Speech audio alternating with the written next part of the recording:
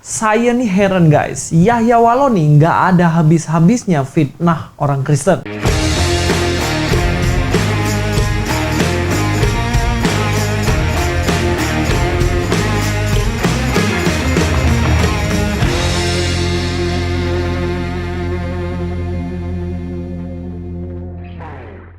Assalamualaikum, selamat datang kembali di channel ini. Kali ini saya akan bahas ceramah dari Ustadz Yahya Walloni. Soalnya beliau sentil-sentil Kristen ya, jadi saya berhak dan wajib untuk meluruskannya supaya tidak terjadi kesalahpahaman di kalangan masyarakat. Soalnya ini ceramahnya udah provokatif banget guys. Mari kita langsung aja nonton videonya.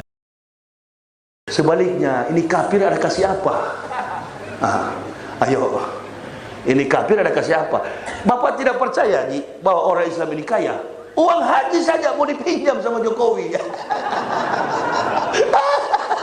Di sini di mana Ustadz Yahya Walloni berusaha untuk membaguskan agamanya dengan mengatakan bahwa orang Islam tuh kaya, sampai-sampai Pak Jokowi pinjam duitnya. Tapi saya nggak tahu, memang ada ya faktanya kayak gitu. Selama ini saya nggak pernah lihat Pak Jokowi pinjam dana dari haji.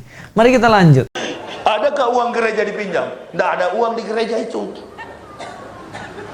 Uangnya, derma-derma di gereja itu dikirim ke PGI, di store ke sana, kirim ke Dewan Gereja Dunia. Dewan Gereja Dunia, American Israel Public Affairs Committee. Baru dibeli senjata untuk hantam orang AIPAC, American Israel Public Affairs Committee, badan yang menangani tentang dana gereja, persepuluhan. Ini kerjasama sekarang, polanya sama, segitiga.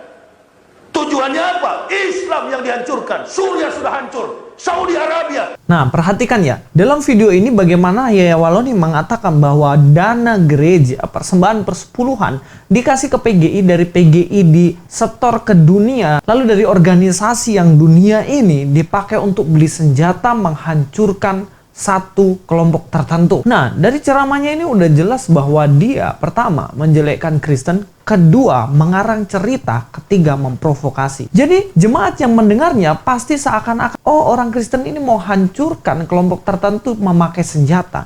Padahal nggak ada guys. Bahkan di sini dia mengatakan bahwa Suriah hancur karena dana dari gereja ini guys. Nah, inilah kenapa saya bilang ini ceramah yang sangat-sangat sensitif dan provokatif.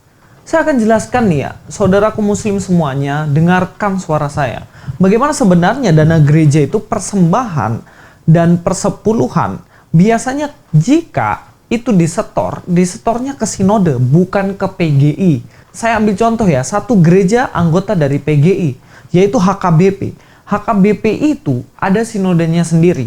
Dari sinodenya nanti, itu mereka persepuluhan dan juga persembahan bisa jadi disetor ke sana.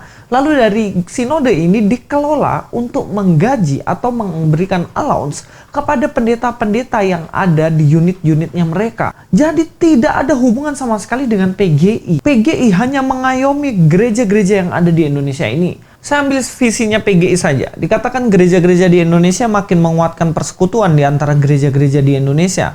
Sebagai basis bagi pelayanan dan kesaksian, makin lebih terbuka kepada lingkungan yang di dalamnya mereka hidup, menggiatkan pelayanan yang komprehensif di tengah-tengah masyarakat Indonesia. Sebagai wujud pemberitaan kabar baik, ikut mewujudkan masyarakat majemuk Indonesia yang berkeadaban dengan memelopori berbagai upaya terciptanya hubungan-hubungan yang baik dengan komponen-komponen masyarakat, memberikan sumbangan berharga bagi terjadinya proses demokratisasi yang substansial di dalam negara Indonesia. Tujuan PGI adalah mewujudkan gereja Kristen yang esa di Indonesia.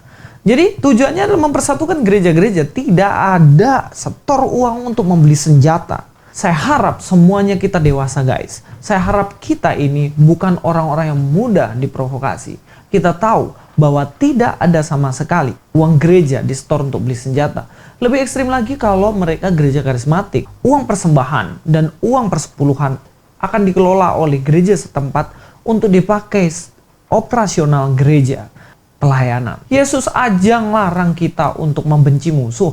Masa kita beli senjata untuk menghancurkan kelompok tertentu?